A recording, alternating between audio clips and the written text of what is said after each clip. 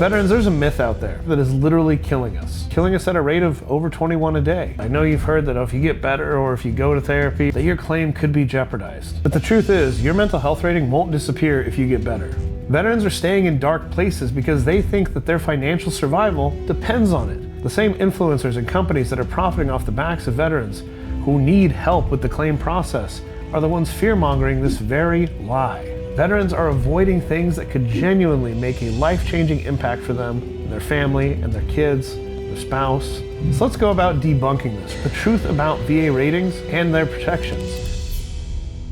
Here's the real truth that you need to know about VA ratings. So if you've had a rating for 5 or more years, it's protected. It can't be reduced without signs of sustained improvement. And after 20 years, it's basically permanent unless fraud is proven.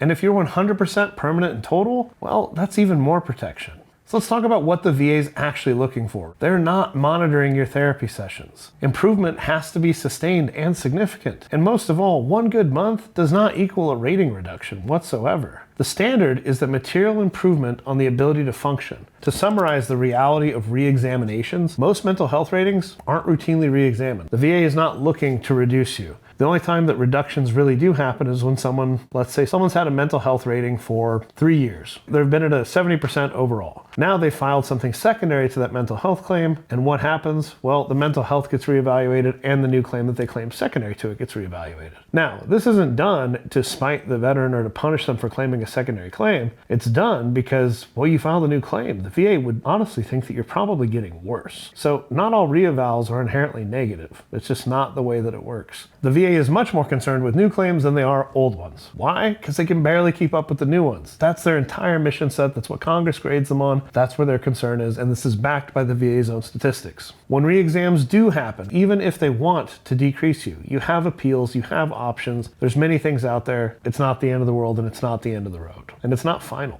Now let's dig into why this myth is so absolutely dangerous. The cost of staying sick is that your relationships are going to suffer. Your kids are going to grow up with a parent who won't heal. What kind of example are you setting if you just let that trauma be and you don't progress on it? Now everybody's progress looks different, and I'm not here to pass judgment, but what example are you setting if you're not progressing? Your physical health will deteriorate. If you think that your mental health and physical health are not connected, I guarantee you they are. I guarantee you being depressed is going to cause you to gain weight or have other issues. I guarantee you that hyperarousal or hypervigilance is going to cause its own issues. It's going to, cut your social evenings in half if you even have a social group because of it. It's going to limit the places you want to go or are willing to go. And most of all, just to boil this down, you're going to lose years of your life because of some fear that a company or an influencer put into your head. And I'm here to take that away and say you don't need to be scared. You don't need to be scared to get better, to get treatment, to get help, to investigate as much as you can in the alternative treatments, whatever it is for you that you think will help you progress. Your progress will not cause your rating to disappear. The irony in this whole situation, the VA literally offers free mental health treatment through VA healthcare centers. The VA wants you to get healthier. Healthy veterans cost the VA less. And trust me, their bills are big. And I assure you, most of all, that they're not playing 4D chess to trap you. Remember, you used to be in the military. Do you think government employees are smart enough to even understand 4D chess? I don't.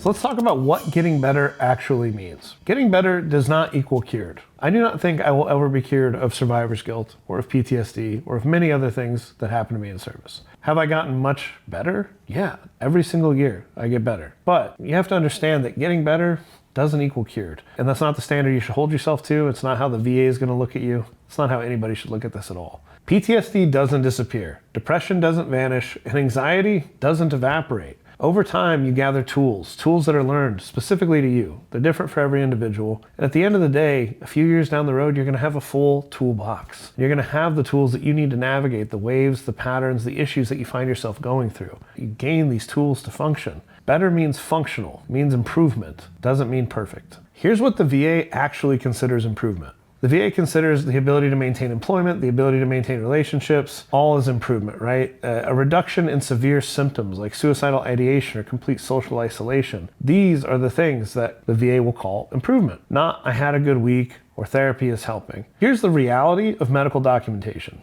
Your therapist's notes about progress do not automatically trigger rating reviews. If that happened, it would be the biggest congressional case known to mankind. It would also be a complete violation of patient trust. Treatment records that are showing that you're taking care of yourself don't negate your mental health claims. It's good for you. It means you're a less expensive patient for the VA, and it means that you're actually utilizing the services that were given you. The VA wants to see that you're trying, and that's not evidence against you at all. And like I said, if anything, that can support your claim. You're trying, you're seeking help. Here are some of the strategies to protect yourself and your rating while you're healing.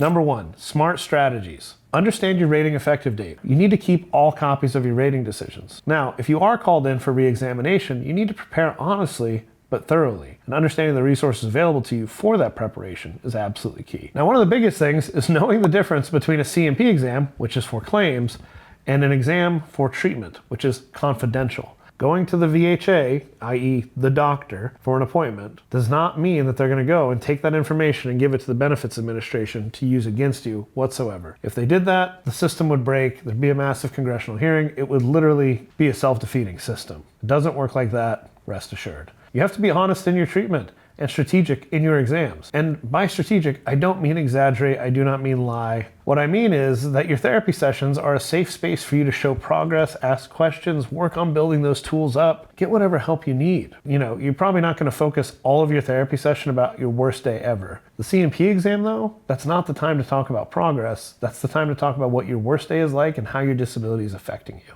Understand that difference thoroughly. These are different contexts and they've got very different purposes. But if you understand what I just said, you'll win the day. Now finally, I'm going to ask you to do something that's hard to do. What I need you to do is, unfortunately, keep a journal of your bad days. I don't need you to keep a journal of this day was horrible, blah, blah, blah. I think it's much more productive to say, on this day, I had a bad day. It affected me like this, and I did this to get through it. The next piece of this is tracking how symptoms still impact you, even with treatment. And finally, understand that improvement isn't linear. It's going to go in waves. There's going to be downs, there's going to be ups. It's going to feel slow and treacherous. It's going to feel fast and amazing and gratifying. Keep track of these waves in that journal as well. It'll help you and it'll help doctors better understand what they can do to help. Most of all, if you're worried about your claim being re-examined, it'll prove that you're putting in the effort, putting in the work, and still going through the shit that you were in the beginning. Veterans, this is the permission that you need to hear, and I want you to hear me loud and clear. You are allowed to feel better. Your kids deserve a parent who's healing. Your spouse deserves a partner that's trying. And you deserve to live, not just to survive. Protected ratings mean that you can pursue healing with security. Even in the worst case that your rating is re-examined, know that it probably would have happened anyways, and it's not correlated to you seeking treatment. Re-examinations are rare, and when they do happen, it's typically within the first 2 to 5 years of a rating being issued, or when a veteran files something secondary to a rating that's been given in the past. It's nothing to do with you seeking treatment, with healing, or anything like that. And most of all, your mental health is worth far more than living in fear. You did not serve your country so that you could spend the rest of your life being a slave to your pain. Use the benefits to heal. That's what they're there for. Anything else is just squandering the opportunity that's been laid in front of you. But here's the counterintuitive truth to it all. Getting treatment can actually protect your rating. Medical records of ongoing treatment can help show that a condition is chronic. Documentation of therapy, medication, whatever, is evidence that this condition is real and present. And most of all, veterans who never seek treatment at all, well, they're the most prone to skepticism when it comes to the rater looking at their docs. The VA isn't the enemy here. Fear is. The system definitely has its problems. I'm the first to tell you, but the fear is overblown. And at the end of the day, if you're scared or worried or nervous or you need help with your claims, use that link that's in the description below to book a free call with my team. They're not going to try to sell you. They're going to understand where you're at. And if we can add value, great. If not, okay, we're still here for you. Has fear kept you from getting help? If so, let's talk about it in the comments down below. You're probably not the only one, and we'd love to hear your story and understand if this video helped you. Look, I get it. The fear is real. The VA system is confusing, but staying sick on purpose, that's not the answer. Your service deserves better. You deserve better. Now go get the help you need. Your check isn't going anywhere, and neither am I. This is Luke from vetclaims.ai.